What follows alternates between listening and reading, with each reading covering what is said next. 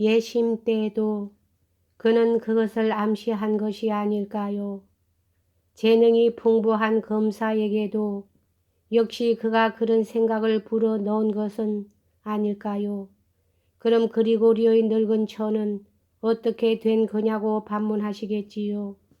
노파는 그 옆에서 밤새도록 병자가 신음하는 소리를 들었다고 합니다. 그야 들었겠지요. 그러나 그건 매우 모호한 진술입니다.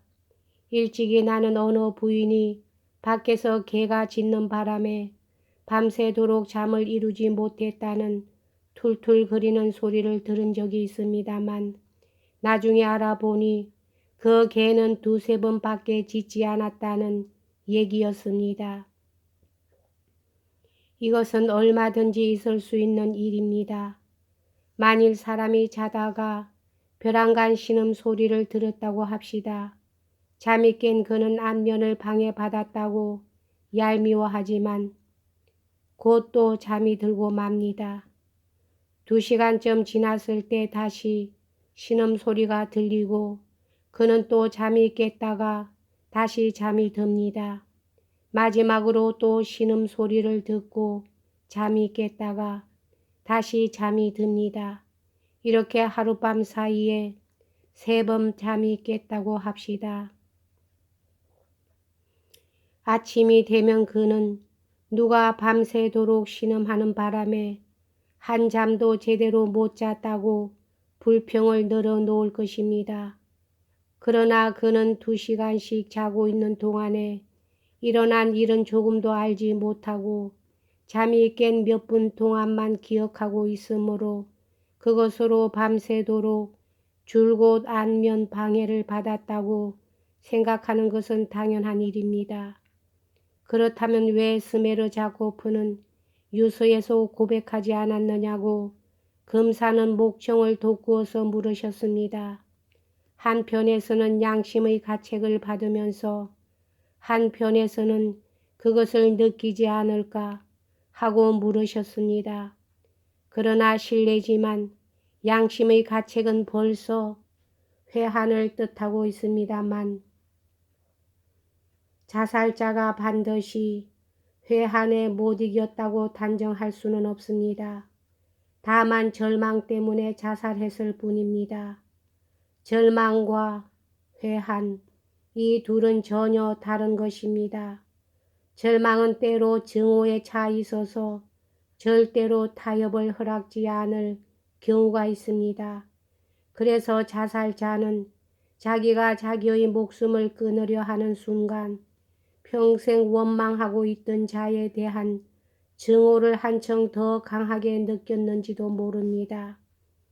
배심원 여러분, 무엇보다도 오판의 가능성을 경계해 주시기 바랍니다. 지금 내가 말씀드린 얘기에 사실 같지 않은 점이라도 있습니까? 제발 내 말 속에서 잘못을 발견해 주십시오. 불가능과 불합리를 찾아 주십시오.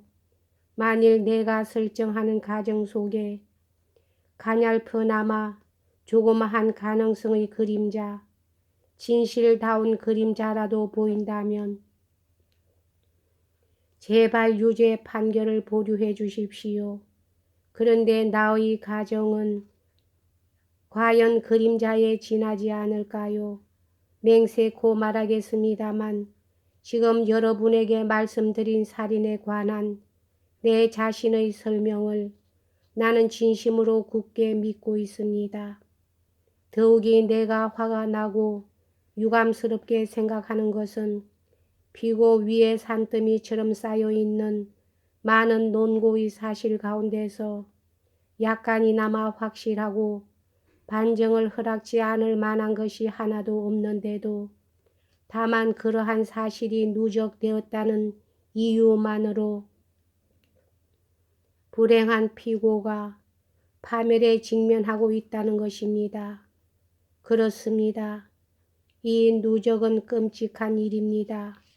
그 피, 손가락에서 흘러떨어지는 그 피투성이가 된 옷, 애비를 죽인 노마, 하는 고함 소리에 고요가 깨진 그 어두운 밤, 머리가 깨져서 쓰러진 그 고함 소리의 주인공, 그리고 많은 발언과 증언과 몸짓과 성난 고함 소리, 그 모두가 대단한 힘을 갖고 있어서 사람들의 신념을 매수하기에 족합니다.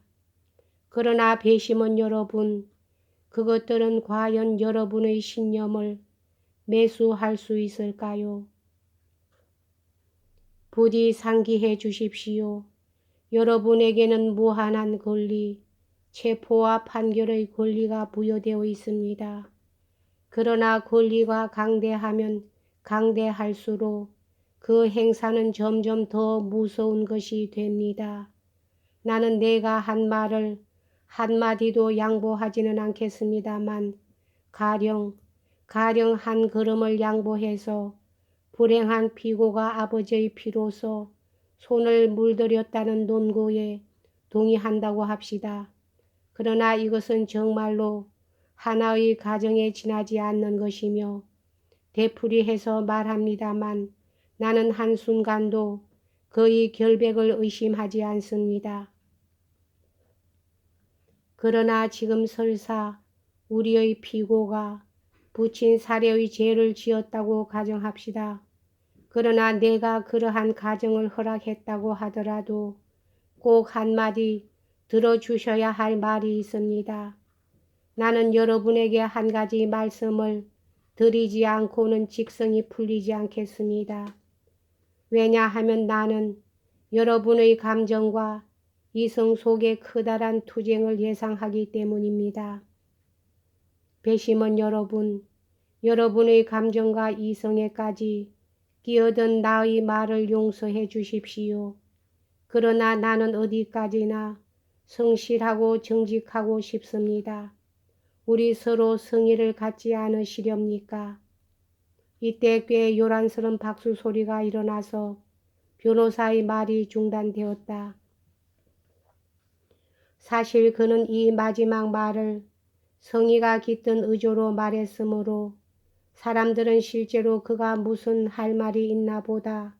그리고 지금 하고자 하는 말은 매우 중대한 일인가 보다 하는 느낌을 가졌던 것이다. 그러나 재판장은 이 박수 소리를 듣자 만일 두 번 다시 이러한 경우가 되풀이 될 때는 방청객 전원에게 퇴정을 명령한다고 소리 높이 선언했다. 장내는 순식간에 조용해졌다. 빼죽고 비치는 지금까지와는 전혀 다른 일종의 새로운 감정에 찬 의조로 변론을 계속하기 시작했다. 여기까지 하겠습니다.